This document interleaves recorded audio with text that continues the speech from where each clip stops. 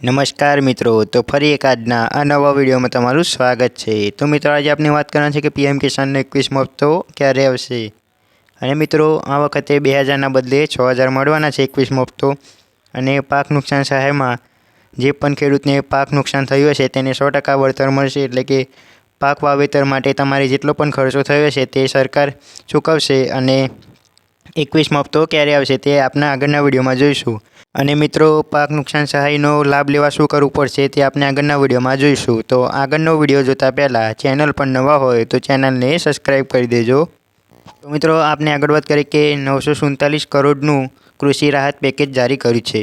August અને September 2025 માસમાં થયેલા ભારે વરસાદને કારણે જૂનાગઢ, પંચમહાલ, કચ્છ, પાટણ અને વાવ-થરાદ જિલ્લાના પાક નુકસાનીનો અહેવાલ મળતા જિલ્લા વહીવટીતંત્ર તરફથી 5 જિલ્લાના 18 તાલુકાઓને અને 800 ગામમાં સર્વે કરીને પાક નુકસાનની અહેવાલો મળેલ છે।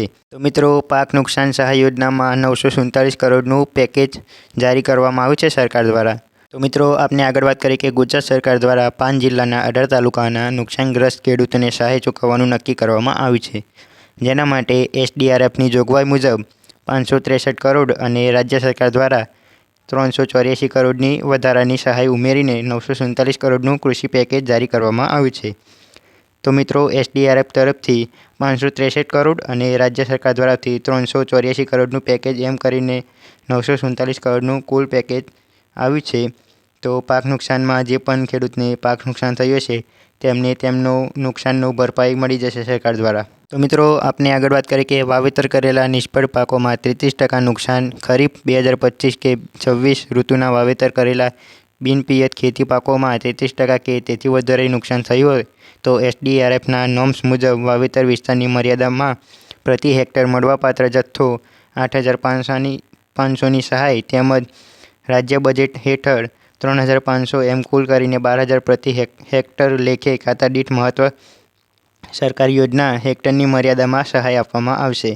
તો મિત્રો જે પણ ખેડૂતને નુકસાન થયું હશે તો તેને એસડીઆરએફના નોર્મ્સ મુજબ તેને પ્રતિ હેક્ટર 8500 અને રાજ્ય બજેટ હેઠળ 3500 આપવામાં આવશે એમ કુલ કરીને 12000 પ્રતિ હેક્ટર આપવામાં આવશે।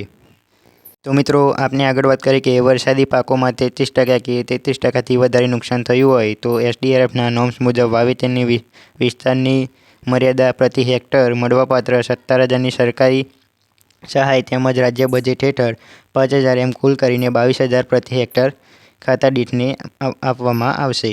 તો મિત્રો એસડીઆરએફ નોર્મ્સ મુજબ 17000 અને રાજ્ય બજેટ હેઠળ 5000 કુલ કરીને 22000 ખેડૂતોને આપવામાં આવશે। તો મિત્રો આપણે આગળ વાત કરીએ કે બાગાયત પાકોમાં 33% કે 33%થી વધુ નુકસાન થયું હોય તો એસડીઆરએફના નોર્મ્સ મુજબ વાવેતરની વિસ્તારની મર્યાદા મળવાપાત્ર 22500ની સહાય તેમજ રાજ્ય બજેટ હેઠળ 5000ની એમ કુલ કરીને 27500 પ્રતિ હેક્ટર લેખે ખાતા દીઠને મહત્તમ 2 હેક્ટરની મર્યાદામાં સહાય આપવામાં આવશે। તો મિત્રો એસડીઆરએફના નોર્મ્સ મુજબ 22500 અને રાજ્ય બજેટના જથ્થા પ્રમાણે 5000 આપવામાં આવશે એમ કુલ કરીને 27500 પ્રતિ હેક્ટર ખાતા દીઠને આપવામાં આવશે।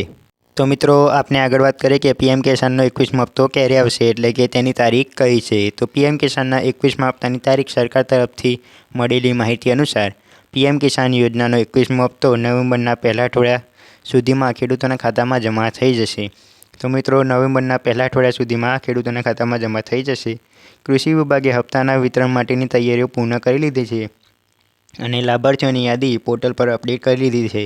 તો મિત્રો તમારી પણ યાદીમાં નામ આવ્યું છે કે નથી આવ્યું અને તમને પણ 2000 મળવાના છે કે 6000 મળવાના છે તે તમને ચેક કરી લો।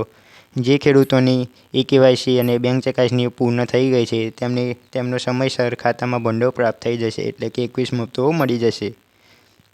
અને મિત્રો જે પણને ઈકેવાયસી બાકી હશે, બેંક ચકાસણી બાકી હશે કે જમીનના રેકોર્ડ ચકાસવાના બાકી હશે કે અપડેટ કરાવવાના બાકી હશે તો તેમને 21મા હપ્તાનો લાભ નહીં મળે। તો મિત્રો તમારે પણ 21મા હપ્તાનો લાભ લેવો હોય તો તમારે ઈકેવાયસી કમ્પ્લીટ છે કે નથી તે ચેક કરી લો, જમીનના રેકોર્ડ્સ કે બેંક ચકાસણી પૂર્ણ છે કે નથી તે ચેક કરી લો। અને જે પણ ખેડૂતને આગળના હપ્તા ના પડ્યા હોય કે અટકી રહ્યા હોય તો તે આ કારણસર અટકી રહ્યા છે તો તમે જલ્દી આ રેકોર્ડ્સ અપડેટ કરી લો અને આગળના હપ્તા પણ મેળવી લો। મિત્રો આપણે વિડીયોમાં વાત કરી કે પીએમ કિસાનનો 21મો હપ્તો ક્યારે આવવાનો છે અને પાક નુકસાન સહાયમાં કેટલો સહાય મળવાની છે તે આપણે આગળના વિડીયોમાં જોયું।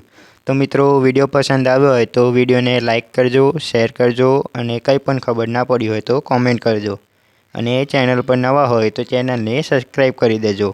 મળીએ આગળના વિડીયોમાં।